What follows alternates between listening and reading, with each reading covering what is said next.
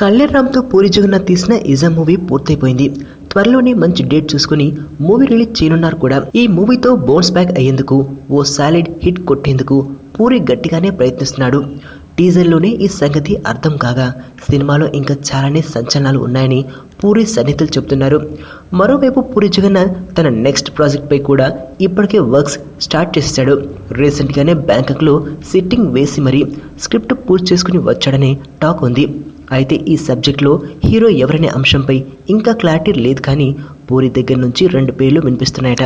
శ్రీమంతుడితో industry top 2 record hit సాధించిన super star Mahesh Babu, Janata గ్యారేజ్తో industry top 3 రికార్డులో చోటు దక్కించుకున్న యంగ్ టైగర్ ఎన్టీఆర్లలో ఒకరితో సినిమా చేయాలని చూస్తున్నాడట ఈ దర్శకుడు. ప్రస్తుతం తన పొజిషన్ని స్ట్రాంగ్ చేసుకోవాలంటే నితిన్, కళ్యాణ్ రామ్ లాంటి హీరోలతో సినిమాలు చేస్తే చాలదని పూరి ఫిక్స్ అయ్యాడని తెలుస్తోంది. అందుకే ఇండస్ట్రీ టాప్ 5 హిట్స్లో తన ఒక మూవీ ఉండాలని భావిస్తున్న పూరి అందుకు వీలుగానే ఈ స్కెచ్ వేశాడని తెలుస్తోంది.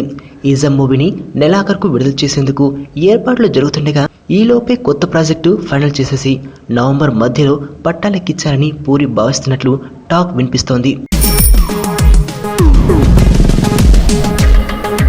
ప్రపంచంలో ప్రతి ప్రేమ కథ మధురంగా ఉంటుంది.